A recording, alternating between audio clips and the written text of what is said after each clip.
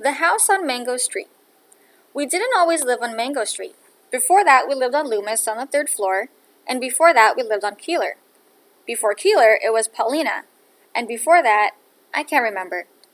But what I remember most is moving a lot. Each time it seemed there'd be one more of us. By the time we got to Mango Street, we were 6. Mama, Papa, Carlos, Kiki, my sister Nenny, and me. The house on Mango Street is ours, and we don't have to pay rent to anybody, or share the yard with the people downstairs, or be careful not to make too much noise, and there isn't a landlord banging on the ceiling with a broom. But even so, it's not the house we thought we'd get. We had to leave the flat on Loomis quick. The water pipes broke, and the landlord wouldn't fix them because the house was too old. We had to leave fast.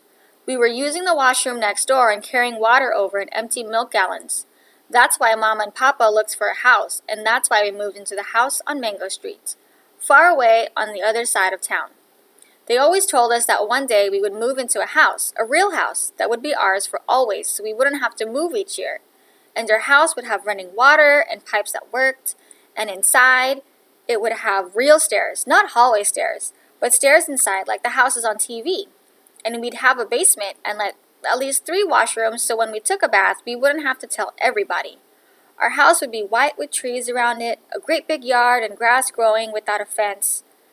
This was the house Papa talked about when we held up a lottery ticket, and this was the house Mama dreamed up in the stories she told us before we went to bed. But the house on Mango Street is not the way they told it at all. It's small and red, with tight steps in front, and windows so small you'd think they were holding their breath. Bricks are crumbling in places, and the front door is so swollen you have to push hard to get in. There is no front yard, only 4 little elms the city planted by the curb. Out back is a small garage for the car we don't own yet, and a small yard that looks smaller between the 2 buildings on either side. There are stairs in our house, but they're ordinary hallway stairs, and the house has only 1 washroom. Everybody has to share a bedroom, Mama and Papa, Carlos and Kiki, me and Nenny. Once, when we were living on Loomis, a nun from my school passed by and saw me playing out front. The laundromat downstairs had been boarded up because it had been robbed 2 days before, and the owner had painted on the wood, "Yes, we're open," so as not to lose business. "Where do you live?" she asked. "There," I said, pointing up to the 3rd floor. "You live there?" "There." I had to look to where she pointed. The 3rd floor, the paint peeling, the wooden bars Papa had nailed on the windows so we wouldn't fall out. "You live there?" The way she said it made me feel like nothing. There. I lives there. I nodded. I knew then I had to have a house, a real house, one I could point to. But this isn't it. The house on Mango Street isn't it. "For the time being," Mama says. "Temporary," says Papa. But I know how those things go. Hairs. Everybody in our family has different hair. My papa's hair is like a broom, all up in the air. And me, my hair is lazy. It never obeys barrettes or bands. Carlos's hair is thick and straight. He doesn't need to comb it. Nenny's hair is slippery, slides out of your hand. And Kiki, who is the youngest, has hair like fur. But my mother's hair, like little rosettes, like little candy circles, all curly and pretty because she pinned it in pin curls all day. Sweet to put your nose into when she's holding you and you feel safe. Is his warm smell of bread before you bake it. Is the smell when she makes room for you on her side of the bed, still warm with her skin, and you sleep near her.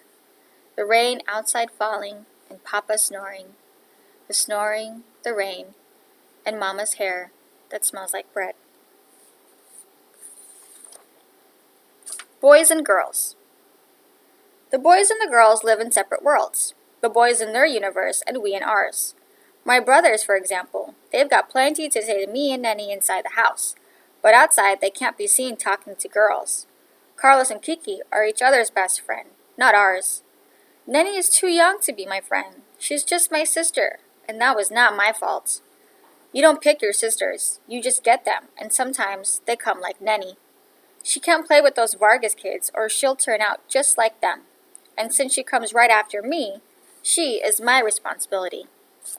Someday I will have a best friend all my own, one I can tell my secrets to, one who will understand my jokes without my having to explain them. Until then, I am a balloon tied to an anchor. My name. In English, my name means hope. In Spanish, it means too many letters. It means sadness. It means waiting. It is like the number 9, a muddy color. It is the Mexican records my father plays on Sunday mornings when he is shaving. Songs like Sobbing. It was my great-grandmother's name, and now it is mine. She was a horsewoman too, born like me in the Chinese year of the horse, which is supposed to be bad luck if you're born female. But I think this is a Chinese lie because the Chinese, like the Mexicans, don't like their women strong. My great-grandmother. I would have liked to have known her. A wild horse of a woman.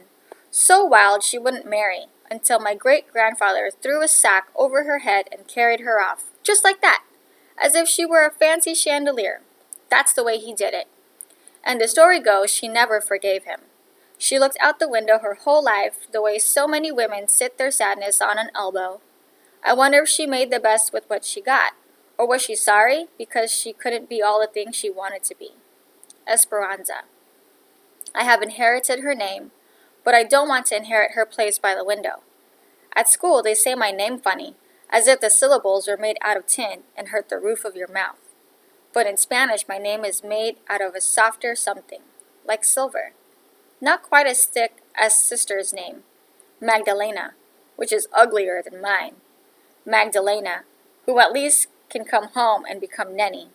But I am always Esperanza.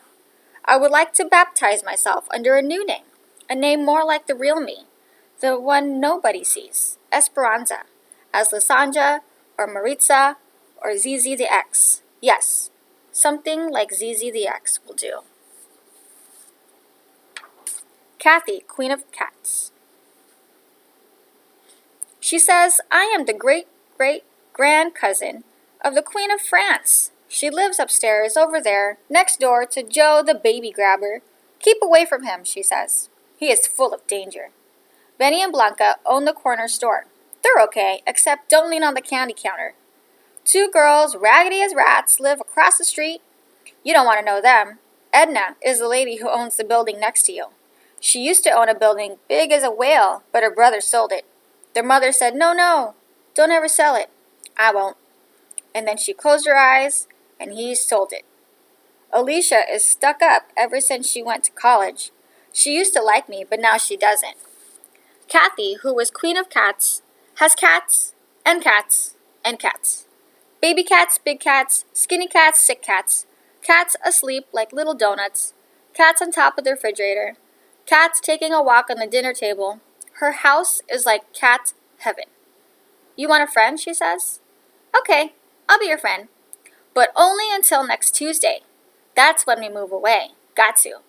Then, as if she forgot I just moved in, she says, the neighborhood is getting bad. Kathy's father will have to fly to France one day and find her great-great-distant grandcousin on her father's side and inherit the family house. How do I know this is so? She told me so. In the meantime, they'll just have to move a little farther north from Mango Street. A little farther away. Every time. People like us keep moving in.